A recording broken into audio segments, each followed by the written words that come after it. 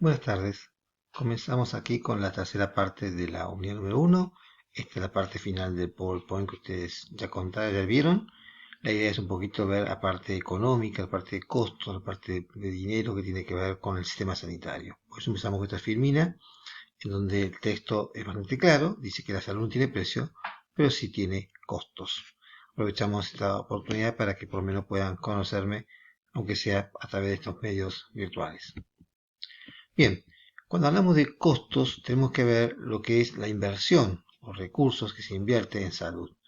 Generalmente los costos tienen que ver con lo que debemos gastar de dinero, pero cuando hablamos de en los países centrales, los países europeos, la inversión que hacen de los recursos en lo que se llama porcentaje del Producto Bruto Interno, es decir, de la cantidad de dinero que tiene el país, cuánto invierte en salud, como ustedes ven en la gráfica, es mucho menor que los costos que están asociados habitualmente a salud.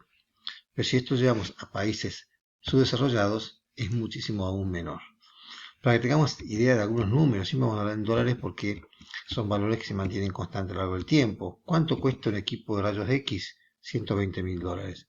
¿Cuánto cuesta un equipo de TAC? $400.000. ¿Y cuánto cuesta un equipo de TAC más moderno? $2.300.000. Lo mismo estamos hablando, por ejemplo, ¿cuánto cuesta un set de cirugía abierta? $10.000. ¿Cuánto cuesta la cirugía laparoscópica? 15.000. Y la cirugía robótica, 1.000.000. Es decir, a medida que avanzamos en lo que es la tecnología más moderna, los costos son mucho mayores. De alguna manera, este pequeño chiste está tratando de marcar esta diferencia entre lo que es costos y lo que es precio.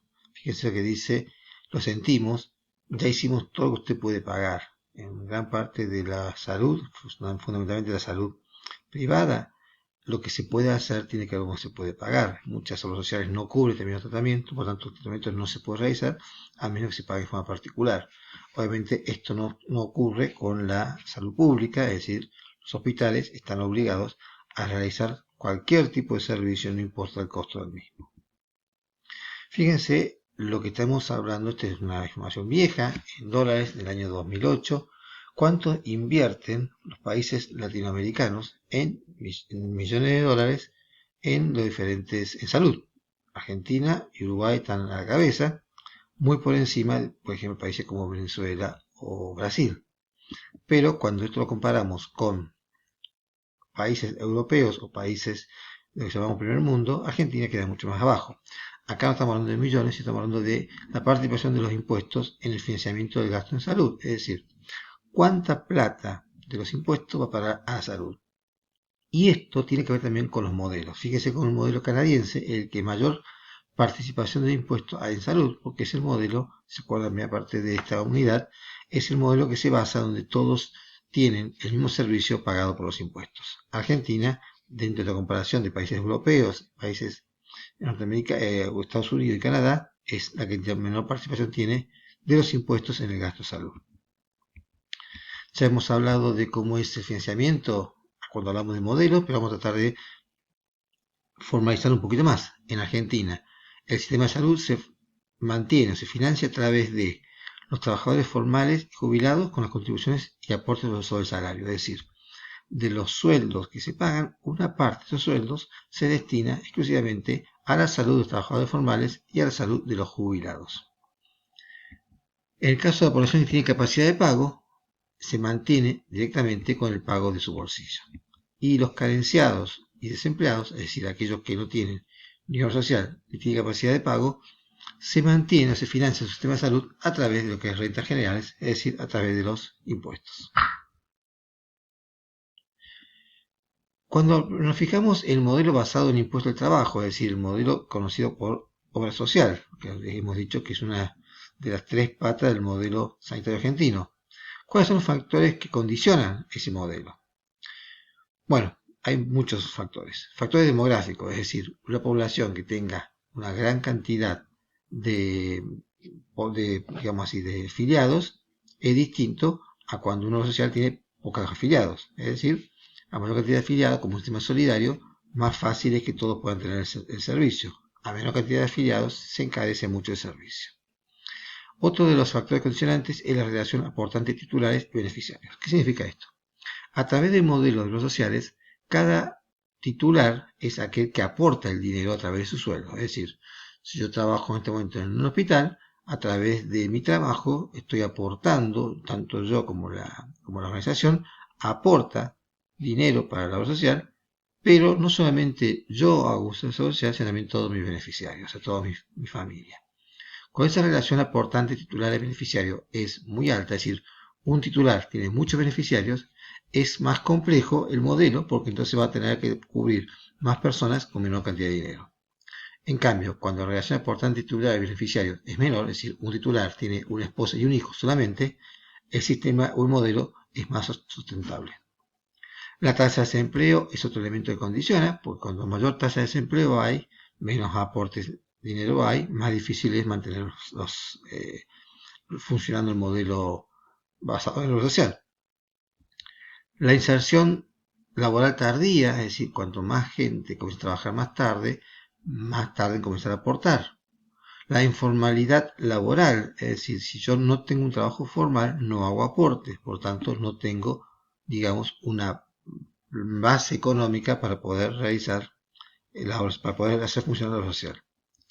La evolución de los salarios, es decir, si los salarios van evolucionando a menor ritmo que el aumento de precios, cosa que estamos en estos últimos años, obviamente el costo en salud es más alto que los aportes de salud. La morosidad, ¿qué significa la morosidad? Cuando la empresa no paga los aportes que tiene que pagar. Es decir, el empleado se le ve retenido su ingreso a través de ir a lo social, pero la empresa no envía ese dinero.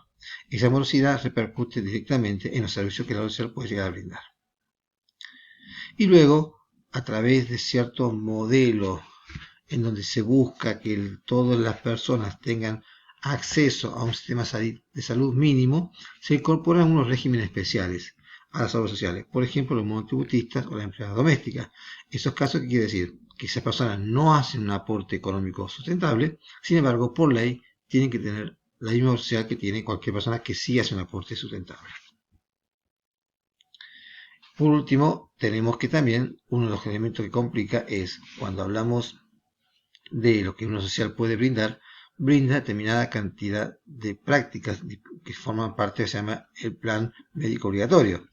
Sin embargo, a partir de ese plan médico obligatorio, muchas personas han comenzado a iniciar trámites judiciales para que se les reconozcan otras prestaciones. Esas prestaciones que no estaban incorporadas en el plan médico obligatorio, obviamente encarecen los costos de la obra social. La obra social no quiere pagarlos, pero obligada por la parte judicial, o sea, por el hecho de que vaya a juicio, el juicio favorece habitualmente al empleado, tiene que brindar esos servicios. Por tanto, se encarece en general el servicio que brinda a todos los afiliados de la obra social. Bueno, un sistema de salud es un modelo de organización social que debe dar respuestas a los problemas de salud. Ese modelo tiene tres partes. Un modelo de atención, que es técnico y que define qué servicios se deben brindar a la población y de qué manera se tienen que lograr.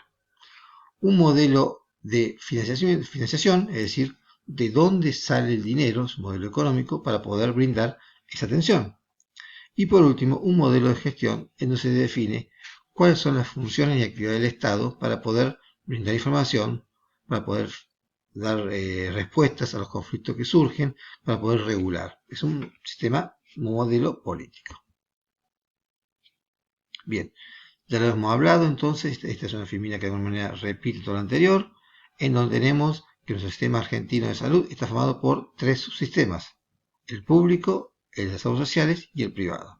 Y de ahí tenemos que tener en cuenta que cada uno de ellos tiene sus particularidades y la integración de todo ello es lo más importante, y es el conflicto que tenemos actualmente, es decir, no es fácil lograr la integración entre los tres modelos. Ya hemos dicho cuáles son el modelo público. Recordemos que el modelo público, los recursos provienen del sistema impositivo, o sea, de los impuestos. Las obras sociales, recordemos que estas obras sociales, la parte de financiación viene a través de los sueldos que se pagan a los empleados, y también a partir de estos sueldos hay un aporte directamente para lo que sería la obra social PAMI o la obra social de los jubilados. y el privado, que tiene que ver con el aporte voluntario que cada persona puede llegar a hacer.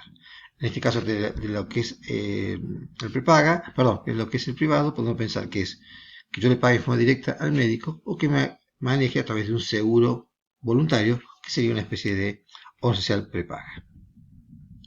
Las fortalezas, para ir terminando, del sistema de salud en Argentina, la fortaleza es que tenemos una alta capacidad tecnológica instalada, que hay una gran capacitación de recursos humanos y que hay una ocupación en el sector salud que abarca entre el 5 y el 6%.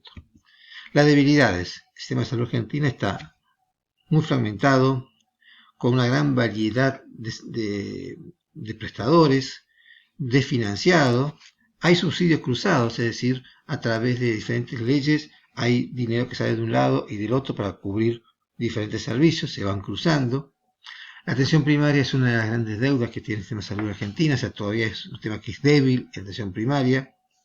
No hay mecanismo de regulación para la adquisición de tecnología, es decir, por ejemplo, no tiene sentido que entre la ley, siempre pongo este ejemplo, tengamos 4 o 5 servicios de tomografía computada, con solo o 2 sean suficientes. No hay mecanismo de regulación. Falta de coordinación y articulación entre los diferentes niveles y entre diferentes prestadores, y el sistema de mecanismos solidarios son ineficientes. Por ejemplo, lo que se llama la redistribución de los sociales. ¿Qué tiene que ver esto? Es básicamente si el hospital atiende a personas que tienen obra social, ese dinero que se está ahorrando la obra social tiene que ir al Estado para que recupere los gastos que ha tenido por hacer esa atención. Ese fondo de redistribución no es un fondo que sea muy eficiente. Bueno, hasta acá terminamos con la unidad 1. Ustedes van a contar ahora con tiempo para hacer algunos ejercicios de autoevaluación sobre esta unidad y pasamos inmediatamente al trabajo práctico de la unidad número 1, que tendrán que hacerlo, como ya les dije en su momento, trabajando en grupos. Por tanto, es fundamental que ustedes a mi correo me envíen la conformación de cada uno de los grupos. Muchas gracias.